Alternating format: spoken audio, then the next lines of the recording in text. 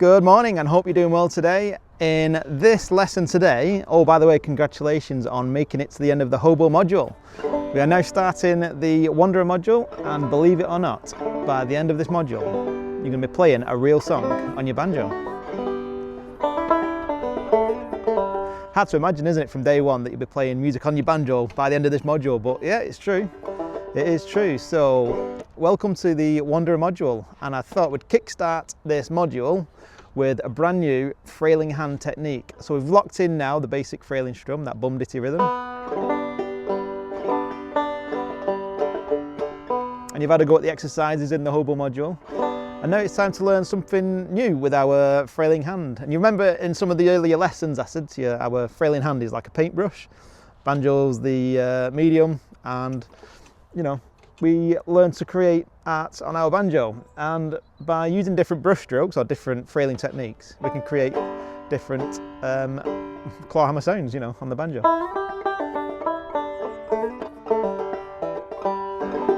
And the technique that we're going to learn today is called double thumbing.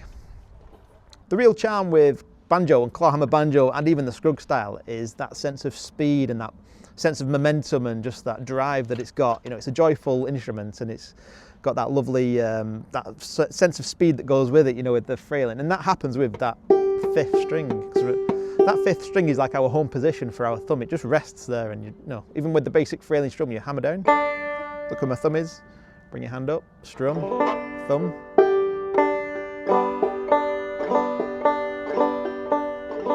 That fifth string is where our thumb lives. And it creates that drive, you know, that sense of speed and that drive and momentum that goes with playing the banjo, and it's all good fun. And that's probably what attracted you to the banjo in the first place. So in this lesson, we're going to learn a new technique with our frailing hand. And yeah, it's called double thumbing. And despite its name, it's not all that technical. As a matter of fact, I think you've already had a little bit of a go at it yourself so far when I first introduced you to the basic frailing strum. So what is double thumbing? So essentially it's a frailing clawhammer technique. The best way to kind of explain what it is just to compare it to the basic frailing strum. So we'll work on the first string for now, but if you watch the basic frailing strum on the first string, I'll just walk through it again. So we strike down, we rear our hand back up, we strum, we thumb, down, up, down, up. Remember, our frailing hand can only be in one of two motions. It's either going down, we're hammering down, or we're coming back up, ready for another hammer down. And every downwards action, every note we hit on that downwards action, that's called a quarter note. Okay? And how many quarters are in a whole? 4. That's why we count to 4. So 1, 2, and 3, 4, and 1, 2, and 3, 4, and every downwards action is a quarter note. We'll explain what that is a bit later on in this module, quarter notes and eighth notes. But basic frailing strum, it's a quarter note followed by 2 eighth notes. 1, 2, and 3, 4, and. The double thumbing technique is essentially, it's 4 eighth notes in a row, right? If I've lost you already, don't worry about it. So basically, the basic frailing strum goes down, up, down, up. Double thumbing, we're going to do the same downwards action on that first string. We're going to hammer down, down. But this time, instead of having, you know, getting ready for that up stroke on the offbeat, that rear back for the strum, what we're going to do, we're going to hammer down.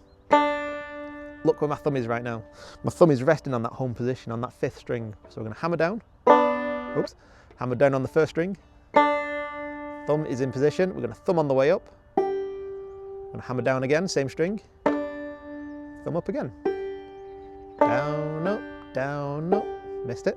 Down, down, up, down, up, down, up, down, up. It's the same clawhammer motion. We're going to go strike down, up, plucking that fifth string with our thumb.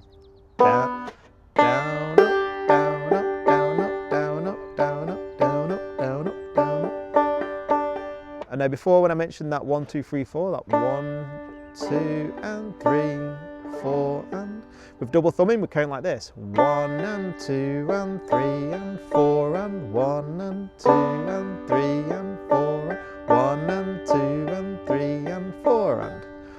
Right, so how do we do it? Let's get our form correct before we tackle double thumbing.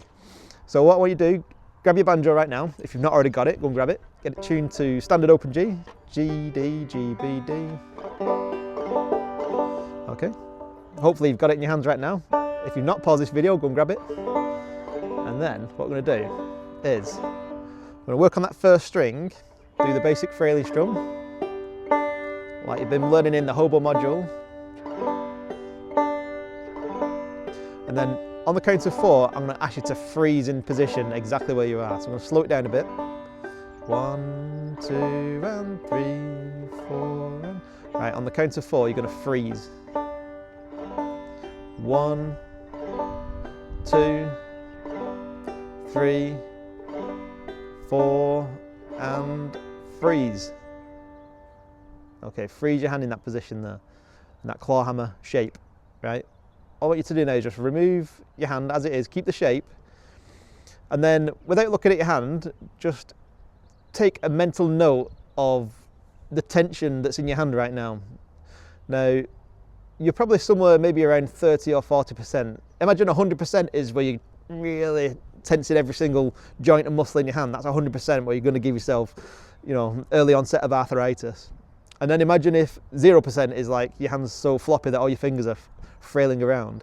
Your normal claw hammer position after we froze it then is probably around about 30%, maybe 40%. You know, you're not so tight, you're not dead floppy.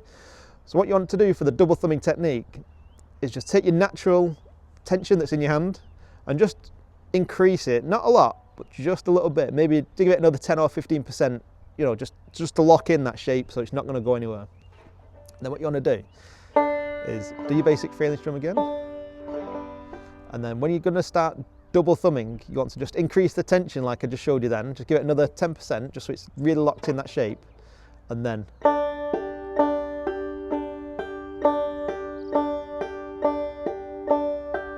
you should be able to just do that naturally without worrying about, you know, is your hand in the right position, because you've done the basic Fraley strum on the first string. You know you're in the right position because you're hitting that first string, and then there we go, locking it in. So the first exercise just to lock in this technique is basically that. So what I'm going to do is basic Fraley strum on the first string 2 times. 1, 2, and 3, 4, and don't look at your hand when you do this. Don't look at your frailing hand. Just look away, or, you know, look into, you know, the eyes of your loved one. But yeah, you want to not look at your frailing hand and just let your spatial awareness carry you through. So we're going to do 2 bum ditties. So 1, 2, and 3, 4, and followed by 2 rounds of the double thumbing, counting again. So it should go like this: 1, 2, and 3, 4, and 1, and 2, and 3, and 4, and then just loop it over again. 1, 2, and 3, 4, and 1, and 2, and 3, and 4, and 1, 2, and 3, 4, and 1, and 2, and 3, and 4, and 1, 2, and 3, 4, and 1, and 2, and 3, and 4, and we're just locking in that motion, that double thumbing motion, getting used to doing it, getting used to increasing that tension in your hand and just hearing how it sounds and how it falls into the 1, 2, 3, 4 timing. You know, it's always about timing. You hear me mention timing a lot, and what I mean by that, it's nothing to do with speed. It's just having that steady count, that pulse. You know, imagine just lying relaxing watching TV. Your pulse will be slow, wouldn't it, because your heart's at a relaxed pace. And if you're just relaxing watching TV, you're probably at, like, I don't know, 70 beats a minute, your heart, you know, beating away, just nice and gently because you're relaxed. If all of a sudden your heart suddenly sped up, you'd bolt out your seat, wouldn't you? You'd jump up and think, what's going on? What's wrong with me? And it's the same, imagine if you're doing a strenuous exercise and your heart's at a faster rate, like 130 beats a minute, and you're running or you're jogging. And then imagine if your heartbeat just suddenly slowed down to like rest speed. You'd be like, whoa, what's going on here? Bring the doctor, something going on, I'm having a heart attack. And it's the same with this. Once you practice a technique like this, you want to pick a speed and just stick with it. Don't get into the bad habit that I did, which is start off slow. And as your confidence builds, you start, and then you realise you can't play as fast as that, and then you start slowing down, and then you start ebbing and flowing your speed. That's not a good habit to get into because it doesn't really prove anything. If you're going to work on a speed, pick slow if you're going to work slow. Pick fast if you're going to do fast. Don't find yourself like ebbing and flowing between fast and slow, because it's not an ideal situation you want to be in. Right, so now we've got an idea of what double thumbing is. When would you use it? You know, when would it come into play? And simply put, you can use it whenever we strike single notes as part of a tune. So let's take the song Mary Had a Little Lamb, for example. Ready, go now. So the first part of that, Mary had a little lamb. So I'm combining not the double thumb yet, but I'm mixing single string action, so hammering down, Mary had a, so I'm hammering down there, followed by basic Flurry strum, little lamb. So those single string that I'm striking down, that's a perfect example of where double thumbing could come in. So you could go, Mary had a little lamb, and that maintains that nice banjo-y speed that we talked about at the beginning.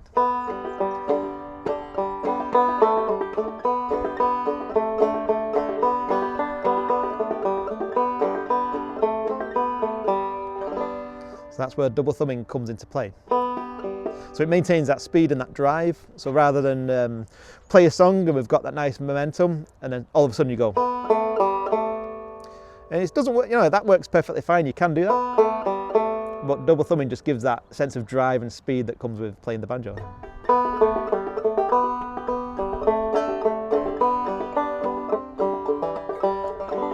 So the exercise I want you to take away from this lesson is just that first string, work on the first string, that bum ditty twice, followed by 1 and 2 and 3 and 4, and say the counting out loud as well, because that helps. 1, 2 and 3, 4 and 1 and 2 and 3 and 4, and 1, 2 and 3, 4 and 1 and 2 and 3 and 4 and 1, 2. You notice how I'm sticking with the same speed, I'm not speeding up or slowing down. So pick a speed, work with it, and maintain that. Another example of where double thumbing works really well, and this is a song that we're going to learn in the module after this. It's called Old Joe Clark. And the melody line for that tune goes, and using double thumbing in that, it can go. So you can hear how it adds extra speed to it. My hands are getting cold now. But yeah, so that is the technique. It's called double thumbing. So start with that first exercise on the first string. 1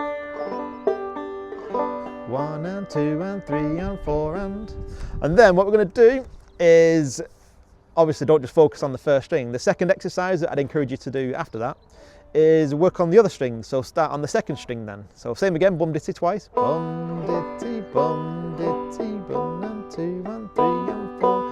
1, 2 and 3, 4 and 1 and 2 and 3 and 4 and. Once you feel confident on that second string, middle string, go for that third string. 1, 2 and 3, 4 and 1 and 2 and 3 and 4 and 1, 2 and 3, 4 and then you know what's coming next, that fourth string. 1, 2 and 3, 4 and 1 and 2 and 3 and 4 and then if you remember in the hobo module, when we've crafted our clawhammer, we worked on that first string, middle string, second string, fourth string. Remember that one? So why not try that and then incorporate the double thumb?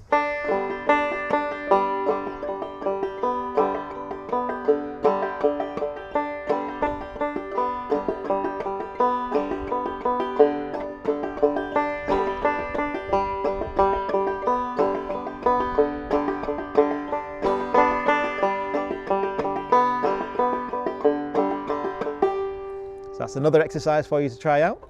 And the final exercise, now this is quite a cool technique, but I don't actually use it that much in the songs that I play, but you can actually incorporate double thumbing into the basic Flurry strum that you've learned so far. So remember the basic Flurry strum? Of course you do, you strike down, we rear back, we strum, we thumb. Well, why not double thumb on that first action? So strike down, thumb, strum, thumb. 1 and 2 and, so that's another cool technique. 1 and 2 and 3 and 4 and. You try that on the other strings.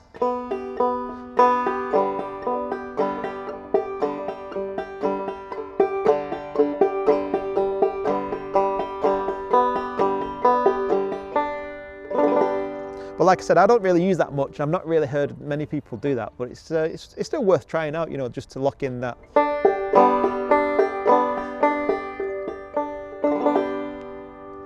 Because clawhammer banjo is a rhythmic technique, and it is the rhythm and the momentum and the flow of the music. Imagine it being like a river. You know, that clawhammer basic frailing strum that we've worked so hard on up to now is like a river, a flowing river. And I can't stop it, it just keeps on going. That double thumbing technique needs to fit into that river.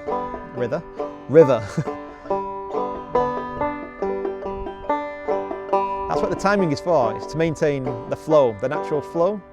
Things don't, you know, speed up and slow down, it just maintains nice steady timing. And then the double thumbing should fit into that.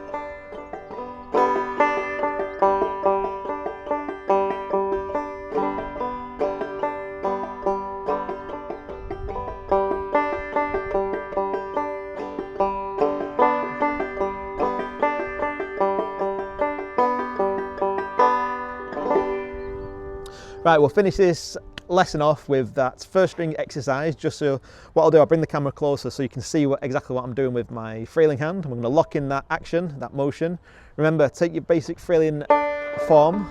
So you're taking that form, you're just going to increase the tension by about 10-15%. So you really, you know, that rigid shape there is not going to move. I'm just going to do that. Okay, so we'll move a little closer and we'll lock in this technique. So what we'll do now, obviously you can see a bit closer now, so you can see exactly what my frailing hand is doing. So that's the first string, obviously, that's the string closest to our chin, that's the fifth string. We're going to start off bum dittying on the first string, so hammer down, strum, thumb, look at my thumb, it's always in that home position, strike, strum, thumb. And the double thumb, we're going to obviously lock in that shape and okay, so we'll do this for a couple of minutes because it is just about to start raining. So again, we're going to just do the bum ditty on the first string twice, followed by a round of double thumbing.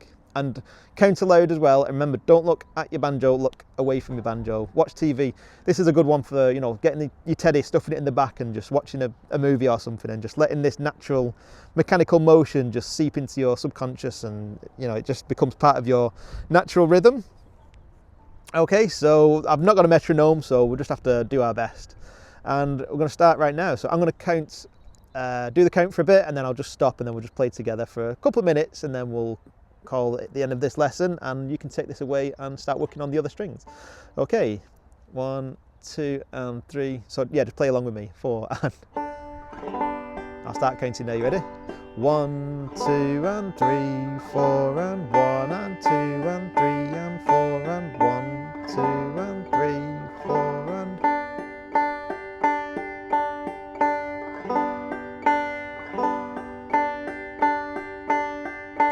1, 2, and 3, 4, and 1, 2, and 3, 4, and 1, and 2, and 3, and 4, and 1, 2, and 3, 4, and 1, and 2, and 4, and 1, 2, and 3, 4, and 1, and 2, and 3, and 4, and keep going.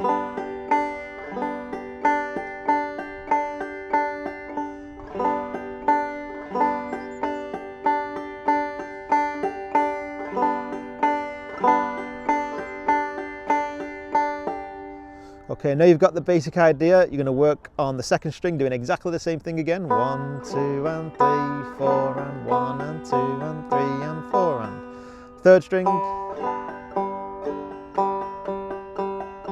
And then finally the fourth string. And just take that away with you for the rest of this lesson. And yeah, it's a good practice exercise. That's called double thumbing. We're going to use it a lot in the upcoming lessons. And yeah, it's a great one to lock in, it's a lot of fun, and it increases that nice speed and the drive that comes with hitting those single notes. So great job. I'll see you on the next lesson where we're going to talk all about timing and tempo and listen to a little bit of Kenny Rogers. Look forward to it. I'll see you on the next video.